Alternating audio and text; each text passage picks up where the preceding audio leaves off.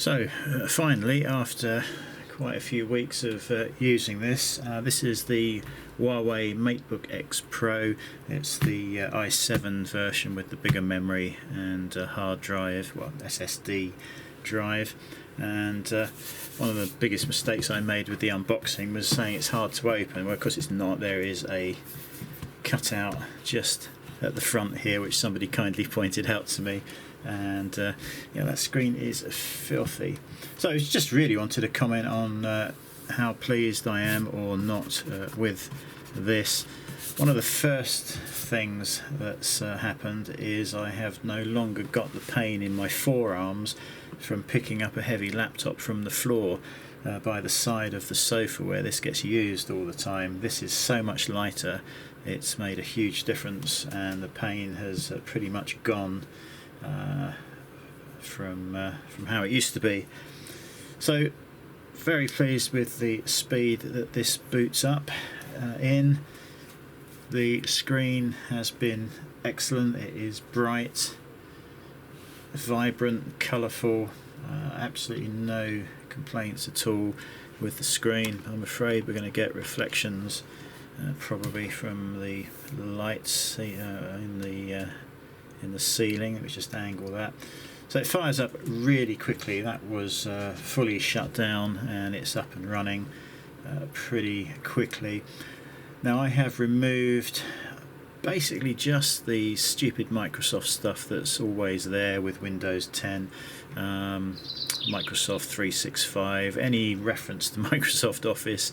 I've just gone in and uninstalled all of that. But there was only one program that I found in this that I was not happy with. It wasn't a malware program or anything like that. I can't even remember what it was, but I thought I just don't need that, and I uninstalled it. So there's nothing odd going on, I don't think, with Huawei equipment. Would I want the government using one? No, probably not, but for home use I'm quite happy with using their laptops or their mobile phones. But would I want one in MI5 or MI6? No, probably not. But I've had no issues. I've done various scans. There's the ESET online scanner. I've got Malwarebytes Professional running on this. Windows own security is running yeah, without issue. It's very fast. One of the biggest improvements that I've noticed is the YouTube videos I do. I try and do them in one take without any mistakes, but as you probably know if you follow any of my videos, there often is a mistake, and I would then have to edit the video in Camtasia. Now in the old days, on the old laptop, I could run the Camtasia and I could do the editing, but when I try and play back within Camtasia, it was always laggy. Sometimes the sound would be playing but the picture wouldn't be moving. Just all sorts of problems like that. But this, the Camtasia works perfectly. The rendering, I can start the rendering and I can literally minimize the program and carry on using the laptop. Prior to this, there was absolutely no chance. I just had to leave it rendering, and I couldn't do anything just on anything else on it in case it crashed the whole computer. So it is really good for Camtasia and rendering. It gets warm when it's rendering. That's it. I wouldn't say it's hot, just between warm and hot, I would say. It's not uncomfortable, no issues with the temperature at all. As I say, the screen has been great. I love the fact that it will connect to my phone. Now I think all versions of Windows 10 do this, and whether it's a feature I just never realised existed before. But when you take a photo on your phone and you want to get it straight onto your laptop, you can literally just pair this, and you can see down here, or perhaps you can't, but it says your phone, and I can literally just click on that, and there's notifications, there's images, text messages, all sorts of things. I've just taken that photo on my phone and I can just literally drag and drop it straight onto the desktop. It is so useful to be able to do that. Yeah, So super useful, not a particular feature of the Huawei, just the feature that I hadn't realised existed before, I think. This does have Huawei Share. If you have a Huawei phone, it's even simpler. You can pair the Huawei phone with this very easily and use it as an extended desktop almost. So yeah, super pleased with the speed. The video quality on YouTube, I can bump it up to 4K. It's not it's a UHD screen, not true 4K. I think it was 3000 by, I can't even remember what it was now, I'd have to look at the specs. But the image quality is fantastic when you bump it up to 4K on YouTube.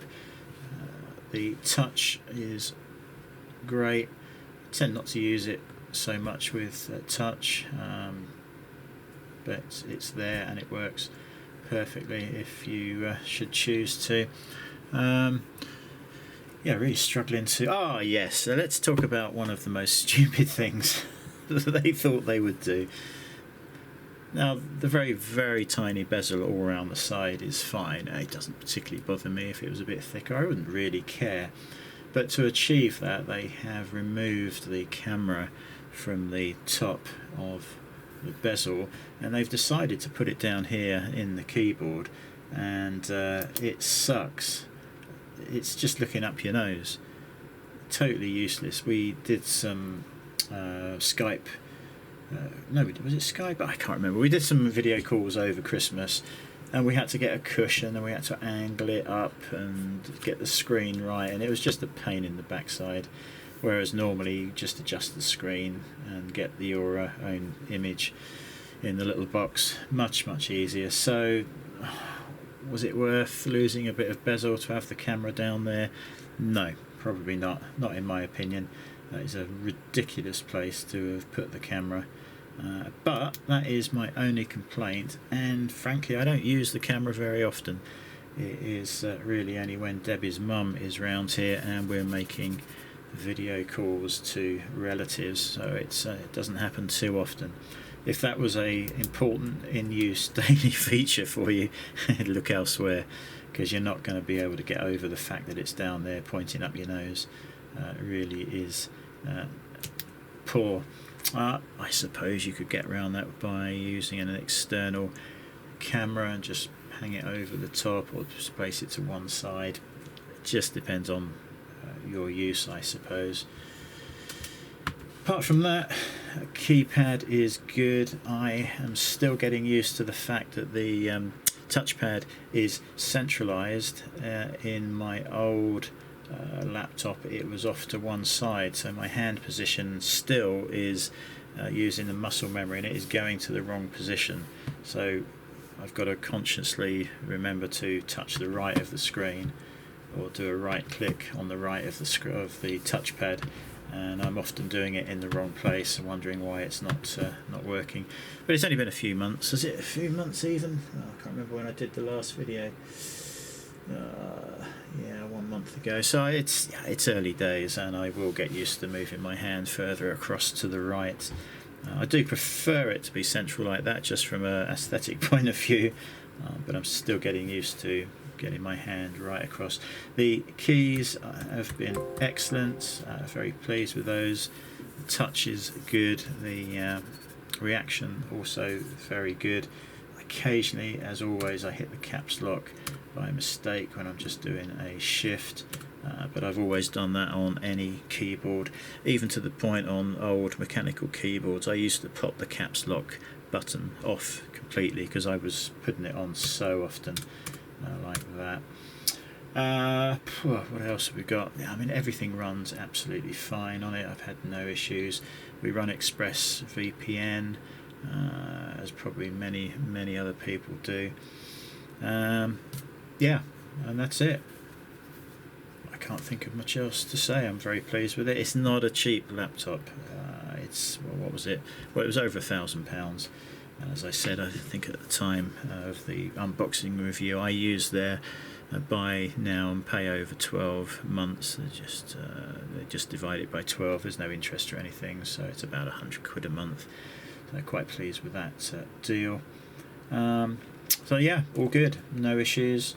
I plug in a card reader to the side. The power is in this one. I have a card reader for getting these films off of this Panasonic camcorder. Just plug it in there, drag everything around, and it's good to go. The fingerprint scanner, strangely, because of the work I do, I often have cuts and marks in my fingerprint, and some weeks ago I cut it quite badly, and none of the other products would recognise my fingerprint, phone, things like that, but this would. Now, whether that means this fingerprint scanner is not as good or as accurate as you would like, I don't know, but I had quite a big cut on my finger and it would still recognise my fingerprint. So whether that is good or not, I'm not sure yet, but it was certainly helpful that it did recognise it, because every time you open the lid you need to pop your finger over the power button and scan your fingerprint. It's very quick, doesn't really cause any problems, and I quite like the security side of that. That's it. So just a short review of experience over the last couple of weeks, probably a month and a half now, is it, I suspect. Very pleased, thoroughly recommend that, and yeah, I hope that helps.